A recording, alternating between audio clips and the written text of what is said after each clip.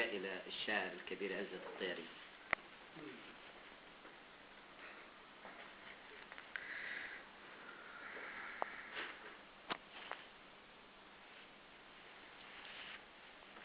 عودة.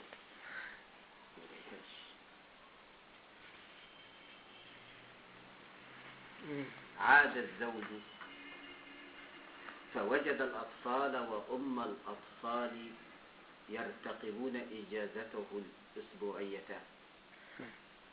عاد الزوج فوجد الأطفال وأم الأطفال يرتقبون إجازته الأسبوعية.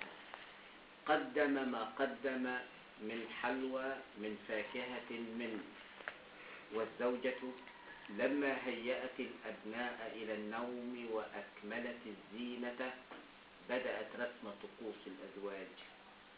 ارتفعت في الحجرة أجواء العطر وما خلف العطر. بالغت الزوجة في تنغيم الصوت الهمس البوق. الزوج تجاوب مع مكر الزوجة. صاح الطفل ومن خلف الباب: أبي، ماذا يحدث في غزة؟ ولماذا يقتل كل الأطفال هناك؟ وما معنى المعبر؟ نظر الوالد للطفل وقد ألقمه الطفل السكين، فاغرورق منه الجفن وحاصره الخذلان. يا ولدي، دع هذا الأمر الآن.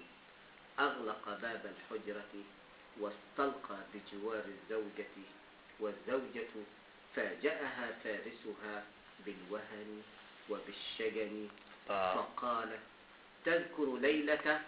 نظر إليها، كانت نائمة يتهادى فوق الجسد أمارات أنوثتها. تدعوه الرغبة أن يبدأ غزوته الأسبوعية. وسؤال الولد عن الأطفال عن الذبح العربي جعل العينين تزوغان. امتدت كفاه تشدان غطاء منحسرا. قال بصوت مبحوح مجروح للزوجة: غط الجسد ونوحي. غطته الزوجة. كانت آهات الفشل بقلب الزوجة تصرخ. خرجت من حجرتها. فاجأها الولد بعينيه الحائرتين: لماذا يقتل في غزة؟ قالت: يا ولدي، ولا زمن الإنسان.